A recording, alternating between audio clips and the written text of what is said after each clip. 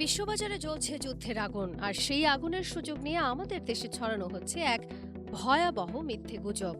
হ্যাঁ, গত কয়েকদিন ধরে ফেসবুক আর সামাজিক যোগাযোগ মাধ্যমে দাবি করা হচ্ছে দেশে নাকি তেলের চরম সংকট শুরু হতে যাচ্ছে। কিন্তু আসল সত্যিটা কি? চলতি জুলাই মাসের শুরু থেকেই যুক্তরাষ্ট্র ও ইরানের মধ্যে নতুন করে শুরু হওয়া যুদ্ধ বিশ্ববাজারকে উত্তপ্ত করে তুলেছে। আন্তর্জাতিক বাজারে তেলের দাম বাড়ার এই খবর দেশের গণমাধ্যমে আসার পর থেকেই শুরু হয় এক সুপরিকল্পিত অপপ্রচার। আর এই গুজবে কান দিয়ে রাজশাহী, নাটোর, মেহেরপুর আর কুষ্টিয়ার তেলের পাম্পগুলোতে হঠাৎ করেই দেখা গেছে যানবাহনের মাইলের পর মাইল দীর্ঘ সারি। মূলত গত মার্চ-এপ্রিলে অসাধু ব্যবসায়ীদের সৃষ্টি তেলের কৃত্রিম সংকটে উত্তরাঞ্চল আর দক্ষিণ পশ্চিমাঞ্চলের মানুষ যে চরম ভোগান্তিতে পড়েছিলেন, সেই পুরনো আতঙ্ক থেকেই এবার অনেকে আগেভাগে তেল কিনে ঘরে মজুত করা শুরু করেছেন। আর এই প্যানিক বাইং বা আতঙ্কিত হয়ে অতিরিক্ত কেনার কারণেই পাম্পগুলোতে তৈরি হচ্ছে কৃত্রিম ভিড়। তবে এই সাধারণ নাগরিক ভয়কে পুঁজি করে জল খোলা করতে নেমেছে একটি স্বার্থান্বেষী মহল। আওয়ামী লীগ, জামায়াতে ইসলামী সহ সরকার বিরোধী বিভিন্ন রাজনৈতিক পক্ষ তাদের নিজস্ব নেটওয়ার্ক ব্যবহার করে এই ইস্যুটিকে আরও বেশি উস্কে দিচ্ছে। তাদের মূল উদ্দেশ্য একটাই, জনমনে তীব্র আতঙ্ক সৃষ্টি করা এবং একটি মিথ্যে ন্যারেটিভ ছড়ানো যে বর্তমান সরকার সংকট মোকাবেলায় সম্পূর্ণ ব্যর্থ ও দুর্বল।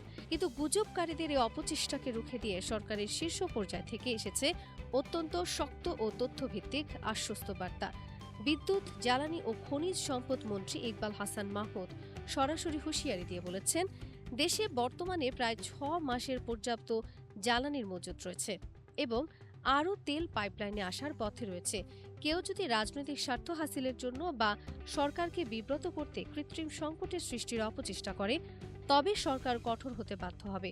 অন্যদিকে বিশ্ববাজারে তেলের দাম বাড়লেও দেশে এই মুহূর্তে দাম বাড়ানোর কোনো পরিকল্পনা নেই জানিয়ে বাণিজ্যমন্ত্রী খন্দকার আব্দুল মুক্তাদির আশ্বস্ত করেছেন।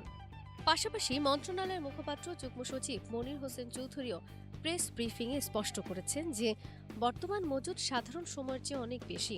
ফলে আগামী জুলাই ও আগস্ট মাস জুড়ে জ্বালানির সরবরাহে বিন্দুমাত্র কোনো সমস্যা হবে না। মাঠ পর্যায়ে পর্যবেক্ষণ বলছে, দেশে বর্তমানে তেলের কোনো প্রকৃত সংকটই নেই, কিন্তু এই আগাম তেল মজুদের আত্মঘাতী প্রবণতা যদি অব্যাহত থাকে, তবে বাজারে একটি কৃত্রিম চাহিদা তৈরি হবে এবং স্থানীয় পর্যায়ে সাময়িক সংকট দেখা দিতে পারে। বিশেষ করে পূর্ববর্তী সংকটে ক্ষতিগ্রস্ত উত্তর ও দক্ষিণ পশ্চিমাঞ্চলের জেলাগুলোকে এবারও সবচেয়ে ঝুঁকিপূর্ণ হিসেবে বিবেচনা করা হচ্ছে। এই কৃত্রিম সংকট রুখতে এবং ষড়যন্ত্রকারীদের শক্ত হাতে দমন করতে প্রশাসন এখন সম্পূর্ণ অ্যাকশনে। ইতিমধ্যে অসাধু মজুতদারদের বিরুদ্ধে দেশজুড়ে ভ্রাম্যমাণ আদালতের অভিযান জোরদার করা হয়েছে। বেশ কয়েকজনকে গ্রেফতার সহ লক্ষাধিক টাকা অর্থদণ্ড দেওয়া হয়েছে। তাই প্রয়োজনের অতিরিক্ত তেল কেনা থেকে বিরত থাকুন। কোনো রাজনৈতিক অপপ্রচার কিংবা ফেসবুকের গুজবে কান দিয়ে পাম্পে ভিড় জমাবেন না। অতিরিক্ত তেল কিনে ষড়যন্ত্রকারী অসাধু চক্রকে সুযোগ করে দেবেন না। সচেতন নাগরিক হন, সঠিক তথ্য জানুন, গুজব রুখে দিন এবং দেশের স্থিতিশীলতা বজায় রাখতে ভূমিকা রাখুন।